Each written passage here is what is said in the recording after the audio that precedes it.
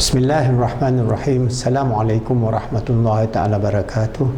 Alhamdulillahi rabbil alamin. Wassalatu wassalamu ala asyrafil anbiya'i wal mursalin wa ala alihi wa sahbihi ajma'in. Alhamdulillah, with the grace, the mercy, the love and the guidance of Allah subhanahu wa ta'ala and His permission, bi'ithnillah, we continue our da'wah project to train through YouTube. We have more than 500 videos in YouTube to train 12,000 PIP life coaches all over the world. Especially we are targeting this Southeast Asia region, especially in Bahasa Indonesia and Bahasa Melayu, and that's also in English. So we are global da'wah to help you understand the challenges of the 21st century in terms of how we can shape the ummah, all right, the self, the family, the ummah, to face the challenges of the 21st century based on Islamic approach of motivation, coaching, mentoring, counseling, and Islam heart of love. How we can live within Dinul Fitrah, Dinul Qayyimah, and all that I'll explain to you in more detail,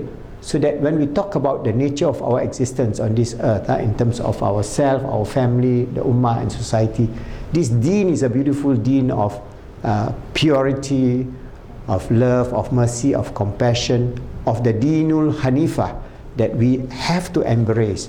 And I've given you the understanding in terms of how within the physical world we have the interaction of quantum world and the subtle world, and the 5 realms of traditional Islamic metaphysics in terms of Al-Khadra, Al-Ilahiyya, Al-Khams, that is the material world, the subtle world, the angelic world, the divine qualities and the divine essence, and how this is integrated into the nature of man.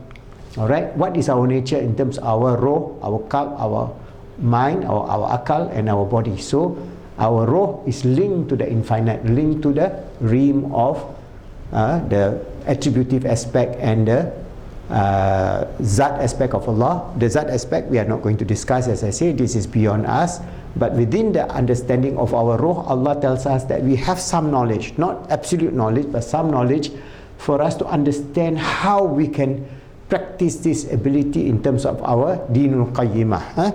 So what is important is that we should know that we have within ourselves the roh, the qalb, the akal and the jasad. This is within our positive psychology model. So when you go to this book, we have this model, and also this model tells us about the nature of how the influencer that affects our hanif, our fitrah, in terms of the physical environment, the social, inter and intra-social environment, and our inner speech that affects us. I have given you a lot of this understanding in terms of the FET and TEF model of thinking. You can go back to our previous videos.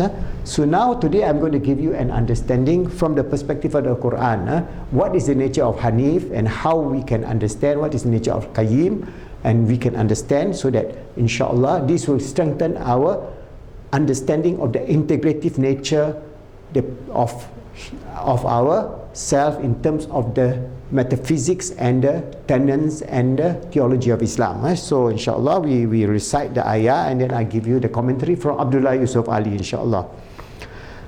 This is from verse 30, Surah Rum. A'udzu billahi minash shaitanir rajim. Bismillahir rahmanir rahim. Fa'aqim wajhaka lid-dinil hanifah fitratallahi allati fataran nasa 'alayha la tabdila li khalqillah dzalika dinul qayyimah walakin aktsaran nasi la ya'lamun. So this is where the translation is, set do thy face truly and steadily towards the faith. This is the faith, established by Allah handicraft according to the pattern on which He has made mankind. No change let there be in the work of wrought by Allah. That is the standard religion, and most among mankind does not understand. So Surah Rum verse 30. So I'm going to give you the commentary by brother Yusuf Ali, this footnote of Yusuf Ali, 3450, the footnote. For Hanif, here true is used in the sense that we say the magnetic needle is true to the north. That means the true north. Those who have been privileged to receive the truth shall never hesitate or swerve, but remain constant as men who know. All right. So 3541. As it turned out, the creative hand of God Man is innocent, pure, true, inclined to right and virtue, and endowed with true understanding about his own position in the universe, about God's goodness, wisdom, and power. That is his true nature, just as the nature of the lamb is to be gentle and of a horse to be swift. But man is caught in the meshes of custom, superstition, selfish desire, false teaching. This make him pugnacious, unclean, false, slavishly hankering after what is wrong or forbidden, deflected from the love of his fellow man, and deflected from pure worship of the one true God. The problem before spiritual teachers is to cure this crookedness and to restore human nature to what it should be under the will of God. So here, our brother Hanif Abdullah Yusuf Ali explained that the Hanif that we see today is basically what we should understand. So when he says that we turn ourselves towards the true faith, truly to the faith of Hanif, this fitrah that Allah has given us is our innate nature, which I have explained to you in terms of the nature of our roh, the nature of our qalb, the nature of our akal, and this is the physical body that we are endowed with. So our nafs is the integration of these four areas, and all of it, even the jasad, is pure. So we are not born, for example, in the Islamic perspective, we are born fitrah, good, clean, pure, true north. So we have the fullness of the Hanif that Allah has bestowed upon us. It is the environment, physical environment, or the social or intrasocial environment, and our negative inner speech that affects our perception and affects our fitrah. So if our fitrah is affected, then our roh, qalb, and akal is imbalanced. So in our Islamic integrative healing, we must be healing not only the physical body, but with healing the roh, the qalb, and the akal, and bring it from degeneration, that is the nafsul shahwaniyah and nafsul ammara, towards a higher level of integration. So this integration of the four rims is when the roh is destroyed in terms of the black spot in the heart, the akal is destroyed because of the kind of the modern life that we're leading based on passion, greed, and so-called unbridled capitalism, destroying the environment and so on, which finally will destroy this earth and destroy humanity. Not more than 50 years. This is where we have to really change. And the only change can come if we can bring back the balance, as mentioned by our brother Yusuf Ali. Alright?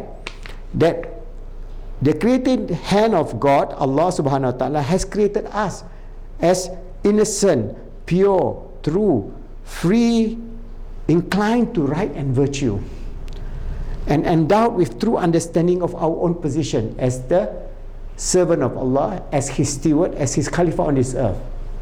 Alright?